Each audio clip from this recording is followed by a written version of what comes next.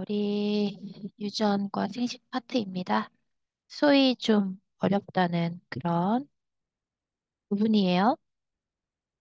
다 어려우니까 너무 좌절하지 마. 어, 자, 일단은 세포 분열이 무엇이냐? 일단 세포가 나눠지는데 여기에서 룰이 있어, 룰. 어떤 룰이냐? 하나가 둘로 나뉘어져야 돼요. 네, 항상 그래요.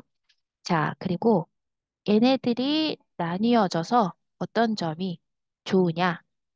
이게 이제 세포 분열이 생명체에게 왜 필요한지를 알아보는 건데, 이거는 실험 가지고 좀 이야기를 해볼게요.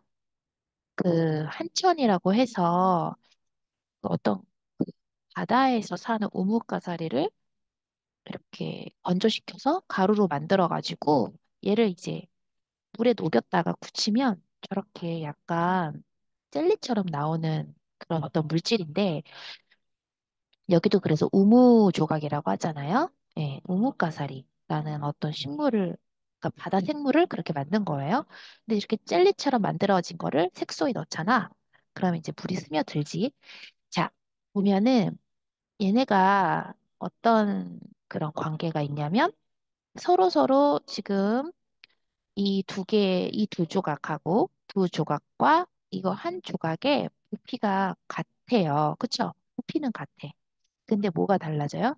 중간에 벌써 이렇게 표면적이 더 늘어나죠. 그쵸? 그래서 이거를 소위 뭐라고 하냐면 같은 부피당 뭐가 늘어났다?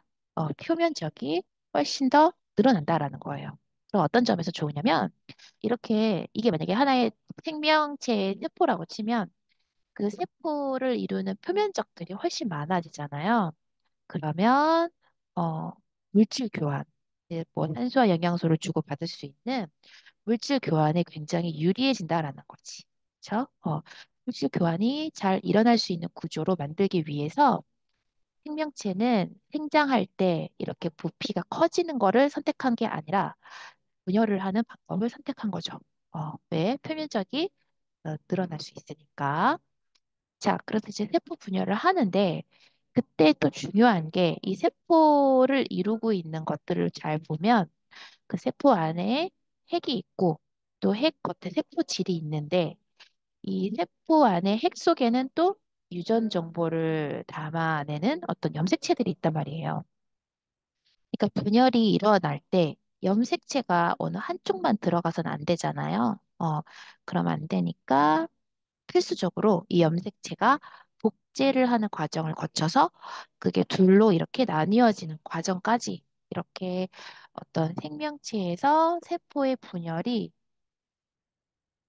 그 핵까지 이렇게 복제돼서 분열되는 그런 과정까지 우리가 알아야 되겠다라는 겁니다.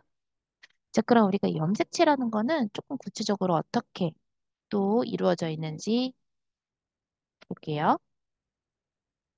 염색체는 쉽게 말하면 가장 큰 단위인데 이 염색체를 우리가 보면은 DNA와 단백질로 구성되어 있다라고 보시면 되고 이 또 DNA는 우리 몸에 여러 정보들이 있어요. 우리 몸의 지도라고 할 수 있는데 그 DNA가 갖고 있는 여러 정보들 중에 그 중에 유전 정보를 갖고 있는 어떤 유전 정보가 유전자라는 거예요. 그러니까 사이즈가 이렇다는 거지. 염색체는 가장 큰 단위이고 그 속에 DNA와 단백질이 있는데 그 중에 DNA 중에 일부분이 유전자라는 거죠. 유전자. 그러니까 그 유전자 속에는 엄마의 어떤 형질, 엄마가 갖고 있는 어떤 쌍꺼풀이나 아니면 아빠의 키나 이런 것들, 유전 형질들이 이 속에 다 있다라는 겁니다. 그런데 이 염색체라고 우리가 부를 때 사실 이 염색체는 이렇게 막대 모양으로 되어 있으려면 기본적으로 이 DNA 자체가 복사가 되어 있어야 되거든요. 복제가 되면 저렇게 막대 모양으로 합쳐지거든요. 그래서 이 복제가 된 이 막대기 두 개를 서로서로 염색 분체라고 하는데, 그러니까 얘가 이 1번 염색 분체, 2번 염색 분체라고 해보면 1번과 2번이 서로 그 유전 물질이 완벽하게 똑같은 상황이라는 거예요. 예. 그래서 유전 정보가 같은 상황이고요. 사람의 염색체를 한번 살펴보면 사람에게는 46개의 염색체가 있거든요.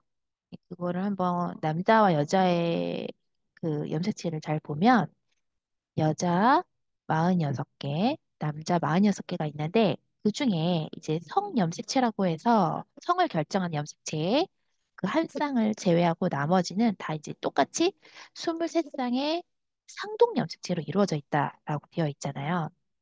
이때 이 상동 염색체라는 것은 쉽게 말하면 모양과 크기가 같은 거예요.